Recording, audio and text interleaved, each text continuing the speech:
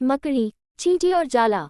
एक मकड़ी थी। उसने आराम से रहने के लिए एक शानदार जाला बनाने का विचार किया और सोचा कि इस जाले में खूब कीड़े मक्खियां फंसेंगे और मैं उसे आहार बनाऊंगी और मजे से रहूंगी। उसने कमरे के एक कोने को पसंद किया और वहां जाला बुनना शुरू किया। कुछ देर बाद आधा जाला बुनकर तैयार हो गया।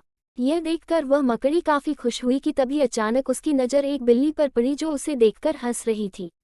मकड़ी को गुस्सा आ गया और वह बिल्ली से बोली, हंस क्यों रही हो?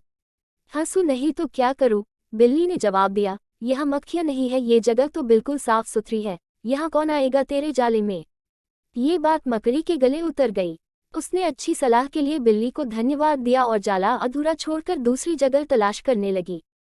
उसने इधर उधर देखा, उसे एक खिड़की नजर आई और फिर उसमें जाला बुनना शुरू किया। कुछ देर तक वह जाला बुनती रही। तभी एक चिड़िया आई और मकड़ी का मजाक उड़ाते हुए बोली, अरे मकड़ी, तू भी कितनी बेवकूफ है। क्यों? मकड़ी ने पूछा। चिड़िया उसे समझाने लगी, अरे यहाँ तो खिड़की से तेज हवा आती है, यहाँ तो तू अपने जाले के साथ ही उड़ जाएगी। मकड़ी को चिड़िया की बात ठीक लगी और वह वहाँ भी जाला अधूरा बना छोड़कर सोचने लगी, अब कहाँ जाला बनाया जाए। समय काफी बीत चुका था और अब उसे भूख भी लगने लगी थी। अब उसे एक अलमारी का खुला दरवाजा दिखा और उसने उसी में अपना जाला बुनना शुरू किया। कुछ जाला बुना ही था तभी उसे एक कॉकरोच नजर आया जो जाले को अचरज भरे नजरों से देख रहा था। मकड़ी ने पूछा, इस तरह क्यों देख रहे हो? कॉकरोच बोला, अरे यहाँ कहाँ जाला बुनने चली आई, ये तो बेकार की अलमारी है। अभी ये यहाँ पड़ी है, कुछ दिनों बाद इसे बेच दिया जाएगा और तुम्हारी सारी मेहनत बेकार चली जाएगी। यह सुनकर मकड़ी ने वहां से हट जाना ही बेहतर समझा। बार बार प्रयास करने से वह काफी थक चुकी थी और उसके अंदर जाला बुनने की ताकत ही नहीं बची थी। भूख की वजह से वह परेशान थी।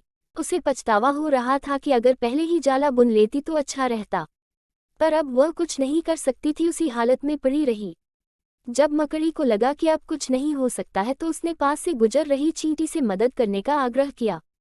चींटी बोली, मैं बहुत देर से तुम्हें देख रही थी, तुम बार बार अपना काम शुरू करती और दूसरों के कहने पर उसे अधूरा छोड़ देती, और जो लोग ऐसा करते हैं उनकी यही हालत होती है। और ऐसा कहते हुए वह अपने रास्ते चली गई और मकड़ी पछताती हुई निढाल पड़ी रही। दोस्तों, हमारी जिंदगी में भी कई बार कुछ ऐसा ही होता है। हम कोई काम स्टार्ट करते हैं, शुरू में तो हम उस काम के लिए बड़े उत्साहित रहते हैं, पर लोगों के कमेंट्स की वजह से उत्साह कम होने लगता है और हम अपना काम बीच में ही छोड़ देते हैं। और जब बाद में पता चलता है कि हम अपने सफलता के कितने नज़दीक थे तो बाद में पछतावे के अलावा कुछ नहीं बचता।